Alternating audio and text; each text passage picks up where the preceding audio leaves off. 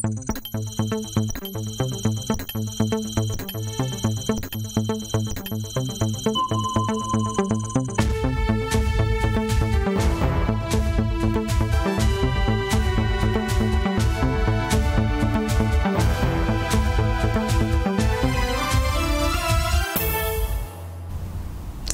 nouveau avec vous pour les informations de 13h de cette semaine. Bienvenue à tous.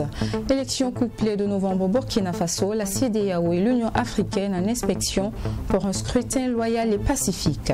L'implication de la jeunesse en politique, la cellule d'action citoyenne 28 a posé le débat. Ce samedi, nous y reviendrons au cours de cette édition. Autre titre de ce journal, au Mali, le M5 RFP menace de descendre de nouveau dans les rues car il craint un régime militaire du CNSP. Bonjour à tous et merci de rester sur Truth TV.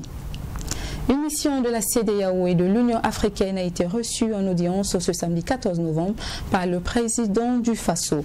Au cœur des échanges, l'attaque du convoi militaire à Tinakov et le point du processus électoral en cours dont 70 observateurs ont été déployés pour l'occasion. Écoutons Jean-Claude Cassibrou, porte-parole de la délégation.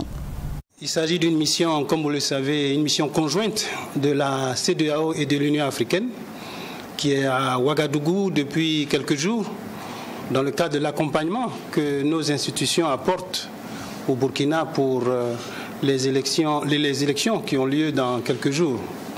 Le 22 novembre 2020, l'élection présidentielle et les élections législatives. C'est une mission, bien entendu, qui se tient après que la Cour constitutionnelle ait confirmé la liste des candidats admis à concourir, après le fichier électoral. Vous savez que la campagne est lancée. Et donc la mission vient d'être reçue en audience par son Excellence, Monsieur le Président de la République du Faso et le Président Kaboré, que nous saluons pour vraiment tous les efforts qui ont été faits par les autorités pour créer le cadre qui facilite le processus électoral. Vous savez que nous avons rencontré bien sûr les ministres, nous avons rencontré la Cour constitutionnelle, nous avons rencontré la Commission électorale nationale indépendante et donc nous avons constaté à travers tous les échanges que nous avons eus que vraiment les conditions ont été créées pour une élection qui soit crédible, qui soit apaisée, qui soit transparente. Les points ont été réglés à partir du dialogue politique qui a eu lieu depuis plusieurs mois. Et ce dialogue politique a abouti à la signature d'un accord de bonne conduite. Et donc aujourd'hui, vraiment, nous pensons que les conditions sont créées. Bien sûr, il y a un défi sécuritaire, mais le défi sécuritaire est propre un peu à la région. Et donc, nous avons tenu à présenter nos condoléances au président de la République pour, bien sûr, le décès de son père, mais aussi pour l'attaque terroriste qui a eu lieu il y a quelques jours et qui a coûté la vie à 14 soldats. Et donc, nous, par notre présence ici, nous souhaitons apporter toute notre contribution donc, à la réussite de cette élection. Et nous allons déployer des observateurs qui vont arriver à partir de la semaine prochaine pour justement apporter la contribution de la CEDEAO et de l'Union africaine pour que ces élections soient un succès. La cellule d'action citoyenne, le CAC 28, a initié ce samedi une conférence sur l'implication de la jeunesse dans la sphère politique. Des jeunes issus de différents partis y ont pris part et ont partagé leurs différents points de vue. Sanata Serré. Chaque représentant des partis politiques en lice pour la présidentielle et les législatives présents à ce débat a eu droit à une dizaine de minutes pour partager ses idées et présenter son programme à des sociétés, notamment pour la jeunesse. Des exposés qui ont ensuite fait l'objet de débats entre jeunes de la scène politique et participants à la rencontre. À travers cette conférence-débat, la cellule d'action citoyenne a voulu amener la jeunesse à s'intéresser davantage à la politique et à s'y impliquer pour bâtir un Burkina meilleur. Déjà, le débat il a été organisé pour les jeunes. Et donc, avec ce que les différents partis politiques ont eu à dire, nous espérons que les jeunes qui ont effectué le déplacement et les jeunes aussi qui ont participé et qui ont regardé le direct auront une meilleure vision, c'est-à-dire avec le mouvement des partis politiques actuellement qui battent campagne, il faudrait que les jeunes sachent vers qui se retourner, vers qui pousser leur engouement et aussi qui votait. Une initiative soutenue par Simoke du Balai citoyen qui a au cours de la conférence invité les jeunes à s'impliquer et à voter utile et les partis politiques à jouer franc jeu. Quand je dis franc jeu, c'est effectivement ne pas promettre des choses qu'on sait qu'on ne pourra pas réaliser. Ça, ce serait encore se foutre de la gueule du citoyen et du peuple. Éviter de l'agressivité inutile et se concentrer vraiment sur ce qu'on a à proposer aux populations, donc dans la discipline et le calme. Un candidat politique a besoin d'une seule qualité, l'honnêteté. S'il est honnête, il saura reconnaître ses qualités et il saura aussi reconnaître ses limites. C'est-à-dire que s'il n'arrive pas à régler un problème comme la sécurité, il suffira de convoquer des spécialistes de la question, de leur faire confiance et de créer une dynamique de groupe qui permette de venir à bout de l'obstacle.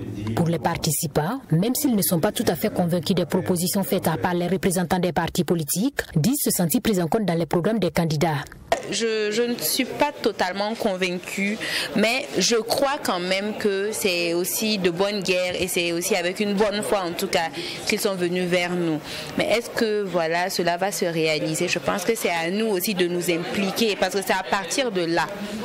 Si déjà nous jeunes, on ne s'intéresse pas à la politique, on va toujours aller voter sans forcément savoir pourquoi. Qui plus est, on parle de politique. Quand on parle de politique, tout le monde se voit concerné. Et en tant que jeune, je suis vraiment très ravi d'être parmi des jeunes qui ont des ambitions en politique, qui sont même candidats aux élections législatives. Je me suis senti très impliqué parce que voir des jeunes comme moi qui déjà embrassent la carrière dans la vie politique, ça m'a marqué. Et donc ça fait naître à moi aussi des ambitions de m'engager dans ce sens-là. La cellule d'action citoyenne est une organisation apolitique qui œuvre pour le bien-être des citoyens. Programme et implication de la jeunesse dans l'arène politique, c'est le thème qui a fait l'objet d'échanges à cette conférence débat. Au total, 9 partis politiques ont pris part à cette rencontre d'échange et de partage d'idées. Dans le cadre de la campagne électorale, Mamadi Kwanda, président du Congrès pour la Renaissance et le Progrès CRP et candidat aux législatives, a rendu visite ce vendredi 13 novembre aux responsables coutumiers et religieux du pays. C'était l'occasion pour lui de présenter les membres de son parti et demander de ce pas la bénédiction de ses dignitaires Ami Valé et Michael Tougré. Débuté aux environs de 8 h ce vendredi 13 novembre, le président et candidat aux législatives du CRP, Congrès pour la Renaissance et le Progrès, Mahamadi Lamine Kwanda, a présenté les membres de son parti à Sa Majesté le Moro Naba Bango. Ensuite, direction chez le chef Doukouré, en passant à la Fédération islamique du Burkina, FAIB, et à l'archevêché de Ouagadougou. Cette visite avait pour objectif de demander des bénédictions auprès de ses autorités pour une bonne marche de son parti. On allait voir le majesté de Moronaba, qui m'a appelé Kansaba. Ensuite, on allait voir Cheikh Doukouré, à la fédération. On ne terminait pas les cardinals. Nous pensons très bien qu'on va faire après le coup pour dire bonjour au président de Pasteur, Burkina Faso. Le motif de ces visites-là, vous savez que c'est une visite de courtoisie et nous faire connaître et présenter le bureau à ces éminentes personnalités que Dieu tout-puissant a voulu donner au Burkina Faso. Bon, nous demandons à Dieu de notre part, nous espérons quand même avoir 15 députés avec l'aide de Dieu. Le candidat a saisi l'occasion lors de cette visite pour affirmer son choix porté sur le parti du Mouvement du Peuple pour le Progrès MPP, car selon lui, Roch-Marc Christian Kaboré est le meilleur parmi tous les candidats à la présidentielle du 22 novembre prochain. Nous devons soutenir Roch pour 3 raisons. La qualité d'homme d'État qu'il a, parce que c'est un encaisseur, c'est lui qui est un bosseur, par des traitements qu'il encaisse, qui sont vis-à-vis allait tomber. La main qui frappe Roch là, tellement il ne peut pas tenir. Alors, deuxième raison, Roch a une expérience d'homme d'État. Il a été président de l'Assemblée 10 ans, il a été premier ministre 24 mois, 25 mois, et il a été ministre constamment et président de CDB pendant 11 ans. Donc, nous estimons que sur le plan politique, sur le plan humain, sur le plan des valeurs de l'homme, vraiment parmi les 3 candidats, Roch est le meilleur sur tous les plans. Nous devons nous battre pour que Roch à son deuxième mandat et coup KO parce qu'on estime qu'il n'y a rien en face. Désormais chargé de bénédiction, le président du Parti du Congrès pour la Renaissance et le Progrès CRP, Mahamadi Lamine Kwanda, dit être prêt pour entamer sa tournée électorale, une tournée qui débute à Boromo dans la province des Balé. Après l'attaque de Tinakov qui a fait plusieurs morts, le parti de l'ADF-RDA reformule sa campagne dans le Naouri et le Boulgou ce vendredi. Pour le parti, le président sortant Roch Kaboré est le responsable de la situation sécuritaire qui prévaut et il estime qu'il devrait retirer sa candidature à la présidentielle à venir. Abdoulrahim. Dans la province du Naouri, le meeting de l'ADF-RDA prévu dans le département de Tiébélé s'est transformé en simple visite de courtoisie aux autorités coutumières et en un message adressé aux militants sortis accueillir le président du parti. Selon Gilbert Noël Ouedraogo, ce changement est dû à l'attaque contre le convoi militaire de Tinakov qui a endeuillé le pays. Et c'est un président de l'ADF-RDA déçu et très remonté contre le président sortant. Il me revient que le candidat président a décidé de suspendre sa campagne pour 2 jours. Je trouve que ce n'est pas suffisant. Au-delà de suspendre sa campagne, je pense qu'il devrait retirer sa candidature purement et simplement et reconnaître qu'il a failli sur ce domaine-là et permettre à d'autres Burkinabés de pouvoir apporter des réponses aux préoccupations des Burkinabés. Après Tiébélé, Cap a été mis sur Ouaregou dans la province du Boulougou. Ici, les populations sont sorties nombreuses pour témoigner leur soutien au parti de l'éléphant. Le Burkina Faso est en deuil. Le candidat profite appeler la population à soutenir l'ADF-RDA afin de sortir le pays de cette situation difficile. Il est déplorable que nous vivions cette situation en période de campagne et tout simplement il faudrait que nous ne vivions plus cette situation. Et c'est l'une des raisons qui me pousse à être candidat à cette élection, car honnêtement, on doit reconnaître que les autorités actuelles ont failli sur le plan de la sécurité. Nous avons identifié 12 secteurs prioritaires qui vont de la sécurité en passant par l'éducation, la santé, la diplomatie, l'unité nationale, la cohésion. Et nous proposons des réponses à ces préoccupations qui permettraient vraiment de vivre ensemble en harmonie et de pouvoir librement circuler sur l'ensemble du territoire national. Le candidat de l'ADF-RDA à la présidentielle a promis aux populations de ces localités un accès aux services sociaux de base. Il s'est aussi engagé à faire de la décentralisation une réalité afin de favoriser le développement local. Vendredi dernier également, le candidat du CDP Edi Kombogo était à Fatangourma, à Boulsa et à Puitenga. Il a tenu une marche silencieuse en hommage aux 14 soldats tombés le 11 novembre dans l'embuscade à Tinakov. Le CDP à son tour indexe le régime au pouvoir concernant la situation sécuritaire déplorable. Michael Tougré. En lieu et place d'un meeting, c'est un message que le candidat du Congrès pour la démocratie et le progrès a livré à ses militants au stade municipal de Fada. Objectif, témoigner le soutien du Congrès pour la démocratie et le progrès aux forces de défense et de sécurité. Une occasion pour le candidat Edi Kombogo de dénoncer la gouvernance du régime MPP avec en ligne de mire la question sécuritaire.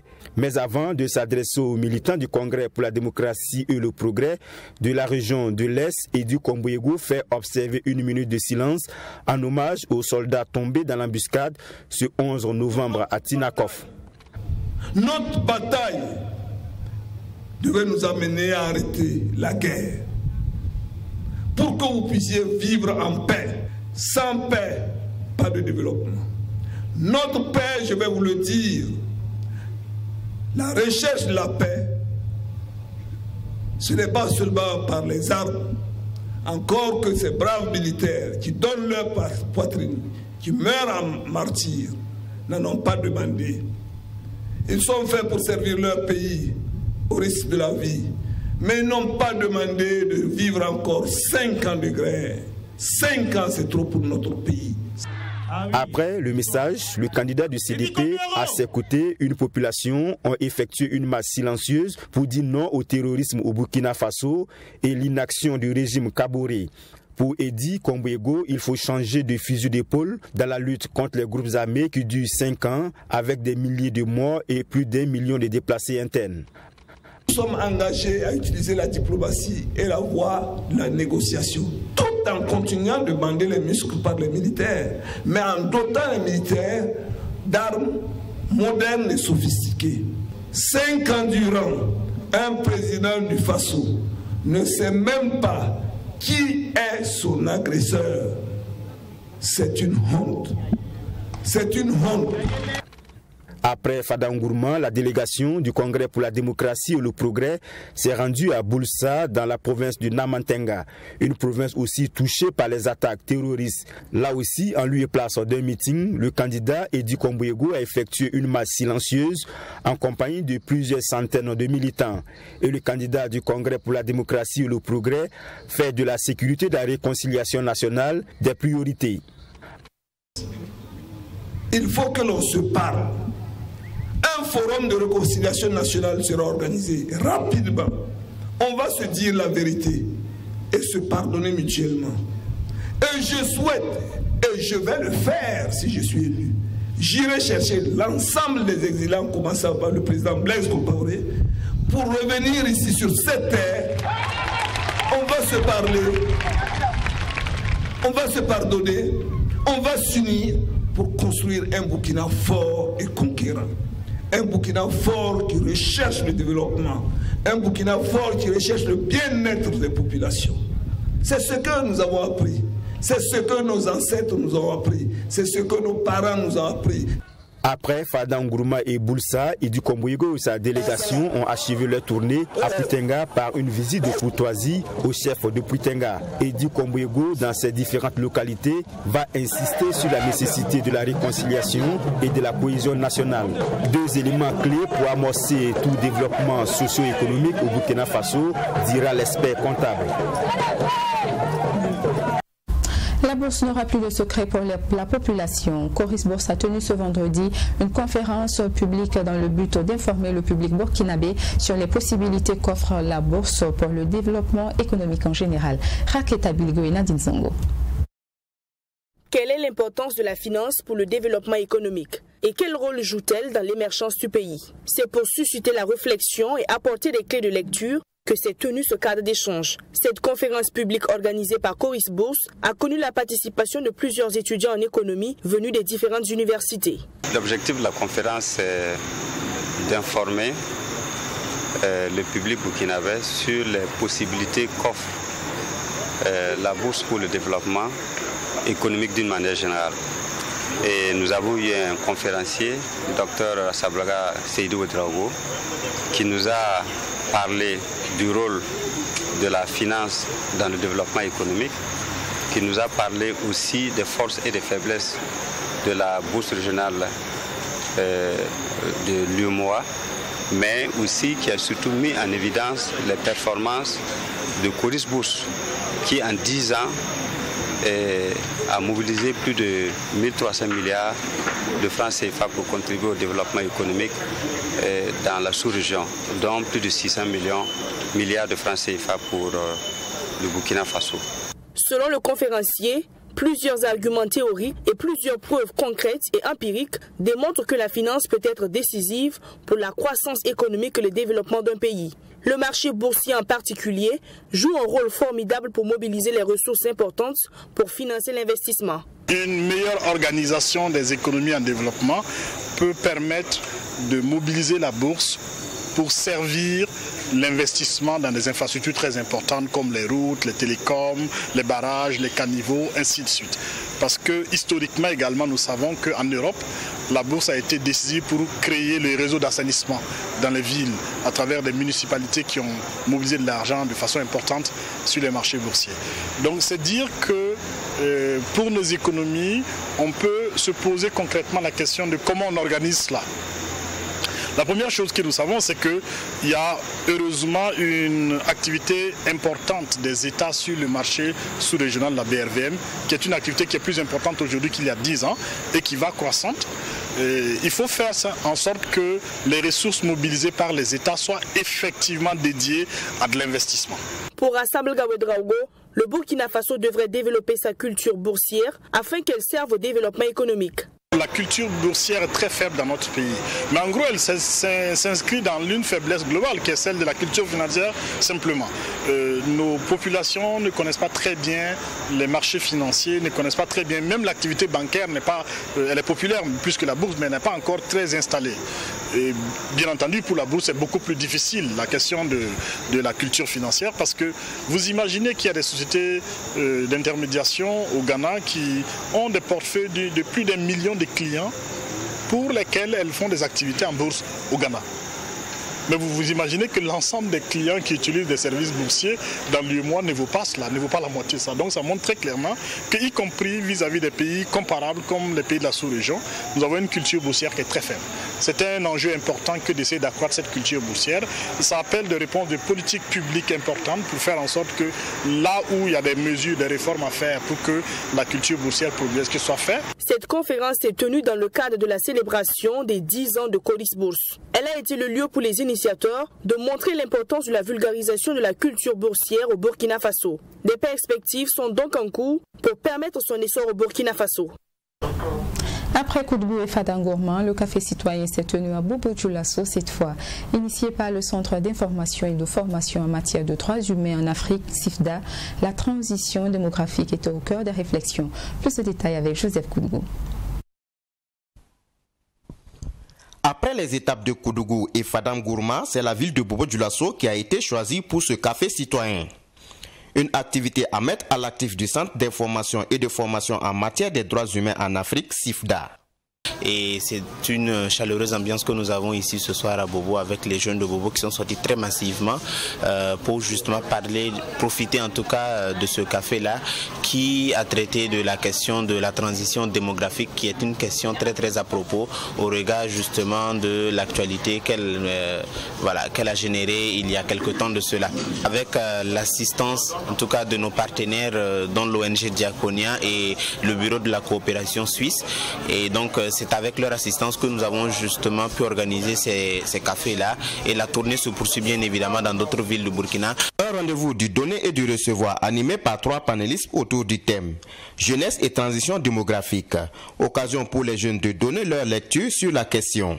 De façon générale, on dit que la transition démographique, c'est le passage de la situation où le taux de mortalité et le taux de natalité sont élevés ou s'équilibrent à une situation où le taux de mortalité et le taux de natalité diminuent ou s'équilibrent.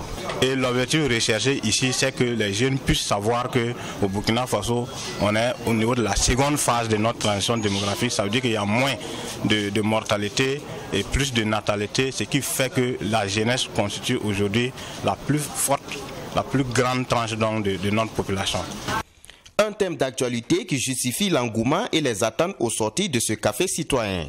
Il s'agit déjà de poser clairement la problématique de la transition démographique. Donc il faut que ce soit une notion qui est assez bien comprise par tous les participants. Il faut que nous puissions arriver à mettre clairement le doigt sur les opportunités que représente justement notre population et surtout sur comment nous faisons valoir cette population-là afin de pouvoir justement arriver à ce qu'on appelle le dividende démographique, c'est-à-dire que utiliser cette croissance démographique-là sur le plan du développement économique afin que justement cette population que nous avons qui est grandissante là soit plutôt une richesse plutôt qu'un handicap. Les organisateurs se fixent pour objectif de toucher 150 participants à chaque café citoyen tout en tenant compte de la parité homme-femme. Renforcement de capacités en technique de prévention et de gestion de conflits communautaires, tel était le but de l'atelier organisé par le secrétariat permanent de l'Observatoire national de prévention et de gestion des conflits communautaires. C'était le 12 novembre dernier au profit de ses membres de Gaongo. Abdoulrahim pour le reportage. La région du Centre-Sud est la région la plus touchée par les conflits communautaires d'origine politique selon les chiffres du ministère des Droits humains de 2018. C'est pour faire face à cette situation que cette formation est organisée au profit de l'Observatoire départemental de Gaongo, localité située à 20 km de Kombisiri dans la province du Bazega. Il s'agit d'outiller ces acteurs qui sont en première ligne de la prévention de ces conflits de rudiments nécessaires pour leur permettre de mieux jouer leur rôle. La région du Centre-Sud en 2018 a connu 211 conflits communautaires. Et parmi ces conflits communautaires, il y a eu 16 conflits politiques. Et au niveau des conflits politiques, effectivement, la région du Centre-Sud est en tête des régions était en tête en 2018 avec 16 conflits, dont sur les 67 qu'a connu le pays. Donc on a estimé qu'il fallait renforcer les capacités parce qu'il y a eu la mise en place de l'observatoire départemental. Mais depuis ce temps, ils n'ont pas bénéficié d'un renfort de capacités en vue de gérer efficacement les conflits qui se posaient. Donc il était nécessaire que cette formation ait lieu. Pour cette première journée de formation, les communications ont porté sur l'état des lieux des conflits communautaires dans la région du Centre-Sud et les mécanismes de prévention. Les participants disent avoir appris beaucoup pour être des ambassadeurs de paix dans leur localité. Cette formation va nous permettre de renforcer nos capacités en matière de prévention et de gestion de conflits communautaires. Et vous n'ignorez pas que nous sommes actuellement à une période électorale, une période assez sensible. Non seulement avant les élections et ensuite après les élections, il peut toujours avoir des conflits. Donc cette formation va nous permettre d'avoir des rudiments nécessaires pour pouvoir prévenir les différents conflits qui peuvent naître de ces processus électoraux-là. Les participants à cette formation sont des responsables religieux et coutumiers, militaires et paramilitaires et autorités politiques du département. La formation se tient dans 5 autres localités de la région, à savoir Guiba, Gogo, Sapone, Doulougou et Tiébélé. Et du sport dans ce journal en football, les étalons du Burkina Faso affrontent ce lundi un match retour les Flames du Malawi, match comptant pour la 4e journée des éliminatoires de la CAN Cameroun 2021. Une rencontre décisive pour les étalons qui devront assurer leur qualification avec une victoire. Notre envoyé spécial Assami Tiemtore pour le reportage. Après un long temps de vol, les étalons sont arrivés à Blantyre aux environs de 1h du matin de ce dimanche, soit samedi 20h, train universel. Le repos a duré qu'une demi-journée et place à la reconnaissance de la pelouse. J'ai trouvé une séance timide, on s'attendait à ça parce que simplement les séquelles du voyage étaient très longues. Je pense que d'ici demain, les uns et les autres vont se retrouver. Sinon, l'objectif de cette séance, justement, c'était de faire partie de cette crasse-là et pouvoir remettre les enfants, en tout cas, dans une certaine fraîcheur. C'est ce qu'on a essayé de faire. Vous avez vu qu'on n'a pas forcé, on a simplement travaillé la conservation des balles. Voilà, donc je pense que les garçons seront prêts d'ici demain. Dans cette rencontre prévue se jouer ce lundi, une victoire assurera un pas vers la qualification pour la CAN Cameroun 2021. Ces joueurs sont conscients de cela. Et on a envie de se qualifier le plus rapidement possible et on a beaucoup de qualité dans l'équipe. Et demain c'est un match important, mais on n'a pas mis dans la tête que c'est terminé parce qu'on ne va pas se mettre de pression supplémentaire. Demain il faut faire le travail, jouer bien se comporter et à la fin j'espère qu'on aura un bon résultat pour que tout le monde soit content. Et je pense qu'on va essayer vraiment de ne pas répéter les erreurs qu'on a commises à Ouagadougou. Je pense qu'on a travaillé, on a assez parlé. Donc demain, on va essayer vraiment de mouiller le maillot comme on a l'habitude de le dire. Chacun d'entre nous est conscient. On va se battre vraiment pour apporter un bon résultat au pays. Il faut noter qu'une bonne ambiance règne au sein du groupe et l'infirmerie est également vide. Kamou Malo dit avoir les éléments nécessaires pour cette rencontre de ce lundi. L'infirmerie actuellement, je peux dire que ça va puisque dès le premier jour du regroupement, là nous avions eu quand même quelques frayeurs, notamment avec Koulibaly et puis Bertrand Traoré. Vous avez vu que Koulibaly a même joué le premier match. Bertrand s'est entraîné, on n'a pas voulu prendre de risque au premier match de Ouagadougou, mais vous avez vu que le garçon il est présentement prêt, il a vraiment envie. Donc je peux dire qu'au jour d'aujourd'hui, l'infirmerie est vide. Étalon Flamme du Malawi, c'est à partir de 15h, heure d'ici, et 13h, temps universel.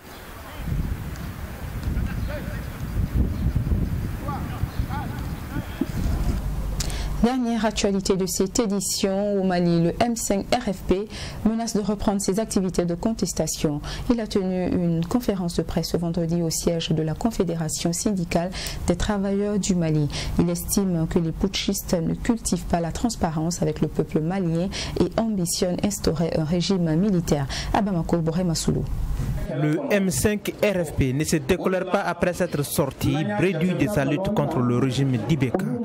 Il estime aujourd'hui que les lignes rouges qu'il a fixées ont été dépassées par le colonel Assimi Goïta et ses camarades du Conseil national pour le salut du peuple, CNSP. Cette ligne rouge, nous l'avons déclinée en quelques points. Nous avons dit que le M5 RFP ne laissera personne empêcher l'émergence d'un Mali nouveau. Le M5 RFP n'acceptera jamais le retour des pratiques de l'ancien régime que nous avons combattu. Le M5 RFP a dit ici qu'il veut une transition de rupture pour refonder l'État malien. Le mouvement de contestation exige aux autorités de la transition de sortir des vains discours dans la lutte contre la corruption. Le M5 RFP a dit qu'il est important que la lutte contre la corruption soit concrète, que nous sortons des discours, que tous les rapports d'audit, passés ou présents, doivent être transmis à la justice.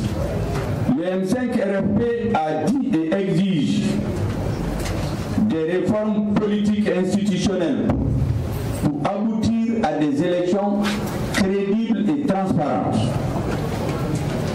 Le M5 RFP exige enfin que justice soit rendue pour les martyrs des 10-11-12 juillet 2020. Enfin, le M5 RFP ne cache pas non plus ses inquiétudes face à la militarisation des institutions et jure qu'il ne cautionnera pas. Nous avons aujourd'hui un gouvernement de militaires, composé de militaires. Les civils qui sont là sont nommés par les militaires. Et aujourd'hui, ils veulent une assemblée dont les membres seront nommés par les militaires, présidés par les militaires. Le M5 RFP ne peut pas se rendre complice de l'installation des régimes militaires qui ne rendent service ni au Mali, ni à la démocratie, ni à notre armée. Selon le M5 RFP, tous ceux qui ont trahi la lutte du peuple seront châtiés par la justice divine. Un mot à peine voilé à la sémage de l'imam Mohamed Diko qui s'est retiré de la rue pour la mosquée. Le mouvement de contestation envisage d'envahir la rue dans les prochains jours en vue d'exiger le changement espéré par le peuple malien. Et c'est ici que s'achève cette session d'information de la mi-journée.